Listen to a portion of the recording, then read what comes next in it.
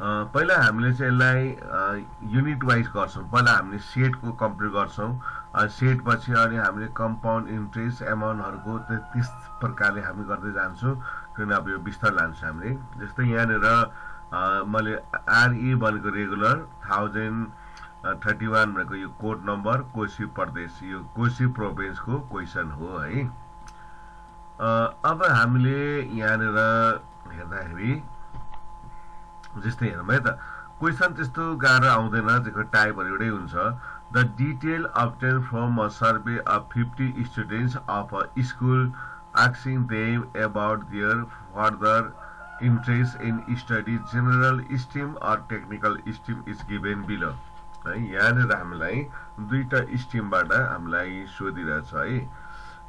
यहाँ कति सानो भयो सो अनि यसले के भन्यो भन्दाखेरि 34 students like to study general stream and 24 like to study technical stream and 9 students like to study both the stream Now write the cardinality of the set of students who like both the streams by letting the set of students who like general stream and technical stream by G and T respectively. अब यसलाई हामीले चाहिँ त्यसलाई 9 students like to study both भनेको छ है। 9 students like to study both भनेको हुनाले अब यसको हाम्रो G stand for general, T stand for technical है। ओके, नाउ यसले भनेकै छ who study both yeah both भनेको छ है, who like both stream। So answer of number A। now N general stream intersection technical stream equal to 9 students। 9 student ले हामीलाई study गरेको छ भन्ने कुरा चाहिँ यसरी आयो है। So number 1 now A। now answer is number of students who learn to study general stream intersection technical stream equal to 9 for 1 marks। very simple है त, 1 marks छ। जम्मा यति गर्यो भने हामीलाई 1 marks obtain हुन्छ। now okay, now total number of student NU equal to 50। total number of students NU equal to 50। number of students who like to study general stream G 34। number of students who like to study technical 24। number of students who like to study both 9। let number of students who didn't like to study both general stream union technical। now this shows number of students who like to study both stream or at least one stream। now do not like this equal to X। हामीले यहाँनिर their common is given। so total number of students 50, general stream 34, technical 24 and number of students who like to study both 9। number of students who didn't want to study both equal to X। now question asks to represent in Venn diagram। very easy like this। now you can draw like rectangular form। now write here U stand for universal set। now draw two oval circles like this oval and one is number of students who like to study general term equal to 34। number of students who like to study technical 24 and both is 9। so you should subtract 34 minus 9। now it will be 34 minus 9। you can use calculator also or it is very simple। so 34 minus 9 will be 25। now 24 minus 9 तिमीलाई confusion छ भने तिमीले क्याल्कुलेटरहरुलाई use गर्न सक्छौ हैन, किनभने रङ त गर्नु भएन हैन, जस्तो कतिबेला त्यस्तो हुन सक्छ हैन।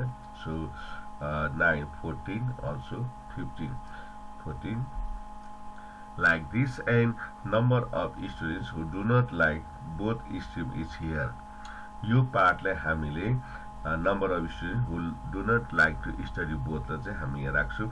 यो 1 marks, यो 1 marks. Okay, now number C. Now find the number of students who do not like any of the stream using Venn diagram. Okay. Now we should find the number of students who do not like any of these, means find the value of x. It is number C. Now to find the value of x, now write NU equal to now 8, 25 plus 9 plus 15 plus x. Now NU equal total 50. Now add all of this. यो calculator use गर्न पाउँछ हैन, जस्तो यसको धेरै वटा वेहरू हुन्छ हैन. Total is 49 plus x. Now or 50 minus 9 equal to x, or 1 equal to x. Now x represents, so n g union t complement equal to 1. Or you can write in language also, number of students who did not like to study general term and technical term equal to 1. एक जनालाई दुवै study गर्न मन पर्दैन. Number D. Now in number D, if 24 students like to study both the streams, if 24 students like to study both streams, the condition of Venn diagram is change, give reason. अब हामीले यहाँ के भनेछ भन्दाखेरि, हामीले यो केसहरुमा हामीलाई प्रब्लम आयो भने यसलाई हामीले डायग्राम फिगर फेरि बनाएर यसलाई हामीले राख्न सक्छौं. जस्तो म यहाँनेर फेरि यहाँ बनाउँदै छु. यो लजिक हो, हायर एबिलिटी टेस्ट हो, दैट इज लजिक. यो क्वेशनले जस्तो मैले यहाँ जेनरल टर्म राखे, यो हामीलाई 34 छ र यो टेक्निकल स्टडी गर्ने चाहिँ हामीसँग 24 छ र यो यहाँनेर 1 छ है. अहिले हामीसँग भएको चाहिँ कति छ भने यो 9 छ एन्ड यो 25 छ र यो अहिले हामीसँग 15 छ. तर क्वेशनले के भनेको छ भने, if 24 students like to study both stream, the condition of Venn diagram is change, give reason. Change हुन्छ त भनेर भन्नु मतलब अब यसले चाहिँ यसो भन. अब यसपछिको हाम्रो चाहिँ कसरी बनेर छ भन्दाखेरि, यसपछि हाम्रो फिगर चाहिँ यस्तो बनेर छ. किनभने यो all 24 चाहिँ यहाँ आउनु पर्यो 9 को ठाउँमा है. यो 15 पनि यतै आउनु पर्यो भनेपछि यो पार्ट चाहिँ हाम्रो 24 भएपछि यो चाहिँ हाम्रो डिसेपै हुन्छ. यो पार्ट त हाम्रो हुँदैन किन 24 पनि यहाँ आयो. अब हाम्रो फिगर त कस्तो हुन्छ भने, त्यो अवस्था त हाम्रो फिगर त यसरी हुन आउँछ है. यो चाहिँ हाम्रो टेक्निकल हुन आउँछ जुन चाहिँ हामीसँग 24 हुन्छ, अनि यो जेनरल हुन्छ जुन हामीसँग 34 हुन्छ है. 34 हुन्छ किनभने हाम्रो टेक्निकल स्टडी गर्ने सबै कमनमा आयो नि त. कमन भनेको यो टेक्निकल एसओएलएस जेनरल भनेपछि यो त के भयो, हाम्रो जेनरल भित्र पर्यो सबै. यो चाहिँ हाम्रो यो 24 पनि जेनरलमा पर्यो. सो 24 इज सबसेट अफ के भयो त, जेनरल भयो. 34 भयो किनभने यो 24 का सम्पूर्ण एलिमेन्ट्सहरु, सम्पूर्ण यसका पार्ट्सहरु त कहाँ पर्यो, जेनरल टर्ममा पर्यो. किनभने जब यो 24 चाहिँ यहाँ कमनमा आएपछि यो पार्ट के हुन्छ, श्रिङ्क खुम्चिन्छ, यो पार्ट हुँदैन. सो यो 24 भएपछि त हाम्रो फिगर त यस्तो बन्न आउँछ है, यस्तो खालको यहाँ बन्न आउँछ. सो टेक्निकल पढ्ने चाहिँ जेनरल पढ्नेको के हुन्छ त, सबसेट हुन्छ. अब क्वेशनले भनेको छ the condition of Venn diagram is change. Yes, answer is yes, is change. किनभने यो 24 चाहिँ विदिन जेनरल भित्र 34 मा आउँछ, त्यसकारण यो कन्डिसन चेन्ज हुन्छ है, चेन्ज हुन्छ. अब यहाँनिर हामीले जस्तो के गर्नु पर्यो भन्दाखेरि यो चाहिँ हायर एबिलिटी टेस्टमा छ। जस्तै यो क्वेसनले भनेको आधारमै हामीले गर्ने हो भने चाहिँ यसरी बन्छ हैन, लाइक दिस। जस्तै हाम्रो यो 24 पनि 34 भित्र आयो भन्दा यो त यसरी बन्छ है। जस्तै यो भनेको हाम्रो जेनरल टर्म चाहिँ 34 अनि यो टेक्निकल 24 पनि यो भित्र आइदियो भनेपछि त अब यो बाहिरको भाग त कति हुन्छ, 10 मात्रै हुन्छ नि त, किनभने 24 प्लस 10 चाहिँ 34 भयो, जेनरल चाहिँ 34 भयो अनि यो टेक्निकल त हाम्रो के भयो 24 भयो, बाहिर 1 छँदैछ। अब हाम्रो यो कन्डिसन चाहिँ चेन्ज हुन्छ कि हुँदैन भनेको छ भनेपछि अब हामीले सर्टकट लेख्दा पनि हुन्छ हैन। The condition of Venn diagram is change, van diagram is change है। यो भेन डायग्राम चाहिँ के हुन्छ त हाम्रो चेन्ज हुन्छ, यो चाहिँ चेन्ज हुन्छ क्या। The condition of Venn diagram is change. अब यो के हुन्छ भन्दाखेरि यो टेक्निकल पढ्ने चाहिँ यो जेनरल टर्म पढ्नेको सबसेट हुन्छ। सबसेटको मिनिङ के हुन्छ भन्दाखेरि यसका सबै एलिमेन्ट्सहरु, यो 24 को सबै एलिमेन्ट्सहरु चाहिँ जेनरल टर्ममा पर्छ। यसको स्टुडेन्टहरु पनि यसमा पढ्न आउँछ, यो त कमन भयो। त्यसो हुनाले यो 24 चाहिँ विदिन जेनरलमा परेको हुनाले गर्दाखेरि यो चाहिँ यसको सबसेट हुन्छ। सबसेट हुन्छ all elements of T belongs to elements of G. यसका सबै स्टुडेन्टहरु यहाँ पर्छ। जस्तै यो टेक्निकल पढ्ने सबै स्टुडेन्टहरु चाहिँ जेनरल टर्म पढ्नेसँग मिल्न आउँछ।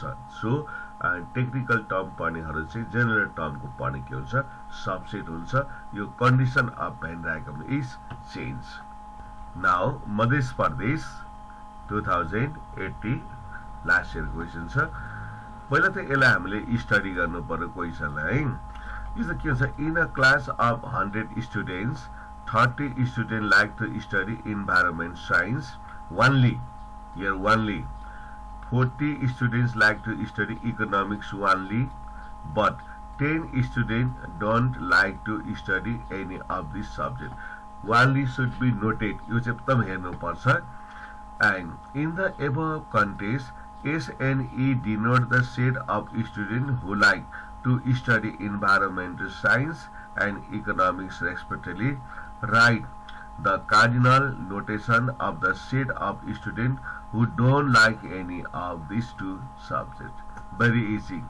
And cardinal, now one is in science, union, economics, and don't like. So complement equal to 40, no 10 student don't like। अब हामीले यति राइट गर्यौं भने हामीलाई 1 मार्क्स आउँछ। अब यति पनि स्टुडेन्ट राइट गर्न सक्दैन। Present the above information in Venn diagram, find the number of student who like to study economics, finally is NE equal to 30% of the total student, give reason yes or no। Okay, now यहाँनिर in the above context S and E denote the set of students who like to study environment science, environment science S, economics E.